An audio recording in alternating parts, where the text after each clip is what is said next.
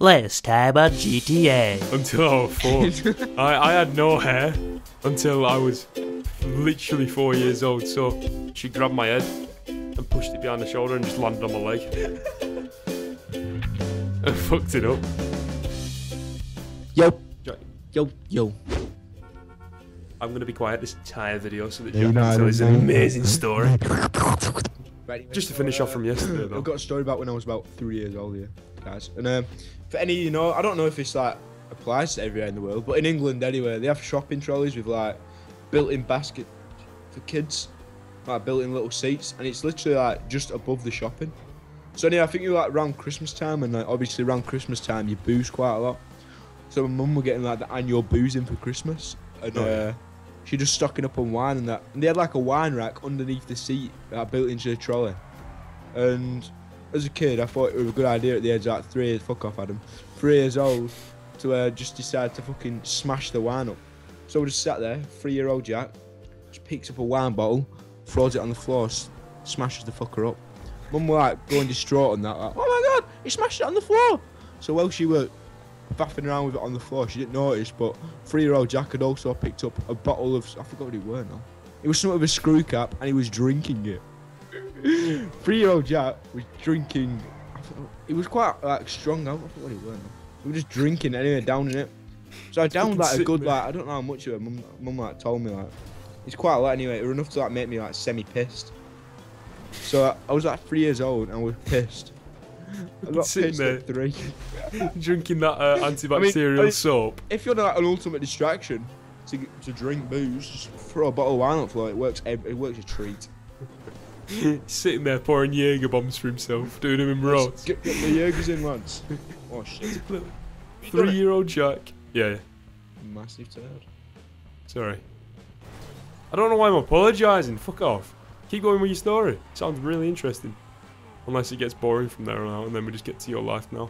No, basically I just got pissed as a kid. 3-year-old Jack smashed loads of wine and that. Mum had to pay for it all, and I got pissed.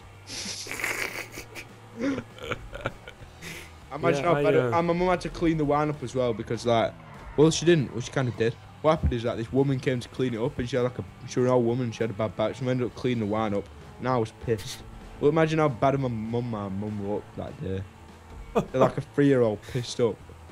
Yeah, they're cleaning wine up off the floor. I bet people thought I just like jumped on the floor, started licking it up or something. Well, that I enjoyed that, but let's keep going. Let's delve a bit further back into my history since Jack can't think of anything else. Pot leg. I had a pot leg, obviously from the last story. I had a pot leg until I was, I think I had it for like 2 months or something. So I walked around and my entire leg was enveloped by a pot.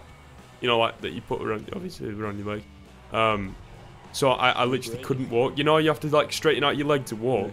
I kind of lifted it up to the side, put it in front of me, used it to stand on for a second, and then push myself forward, and then lifted up to the side again. That was just how I walked. I've actually got baby videos of me pushing around like fucking stupid shit in my house, walking around with a pot leg out, you know. Fucking parrot. Yeah, but yeah, that's exactly how it was. You like I was walking like a parrot. But basically, you know, we'll skip forward. How many years would it be to 13? So yeah, 11 years, right? Skip forward 11 years, and thank you, thanks very much. I had to do it quickly.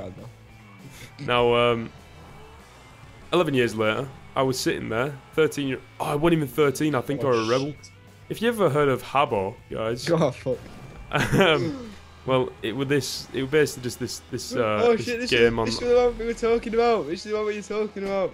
Yeah, well, basically, it's like RuneScape except a bit weirder, less exciting, more.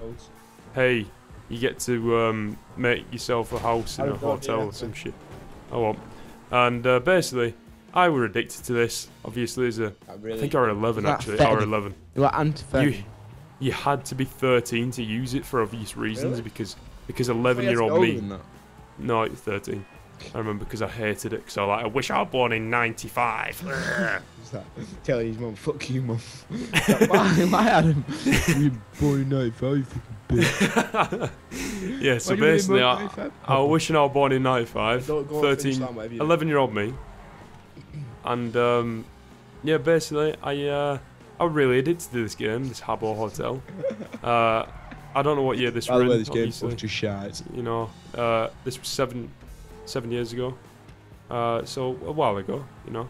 That's what we had to do as a basically- kid. Kids these days, like playing COD and that. We were Habbo Hotel. Yeah, we had to use Habbo. And yeah, it just consisted of basically building a really shit house online, meeting people, talking to them, pretending to like have sex with them as an 11-year-old. Yeah, you know how it is, you know, all the classic, you know. And yeah, little Adam, you know, he picked up quite the addiction. You know, I've always been known for my gambling addictions and whatnot. Habbo Hotel was one big gambling addiction, except I didn't get anything in return except a few weird fucking toys on the game. And yeah, so it was really easy to pay for stuff in game like microtransactions. All it consisted of was putting your landline details in and ringing them, and it took £3 away every time you did that. Little 11-year-old me, landline right next to me, you know, sitting on my laptop. Mum wasn't even in the house. I'm like, she won't know. She won't be able to tell. £100 I spent on that game. I don't know how many times I rang it, but 100+ quid. You can't spend 100 quid. What? You can't. Not exactly 100 quid, but I mean, like, you Liar. know, Liar. 100 quid plus. I just rounded it. Fuck off.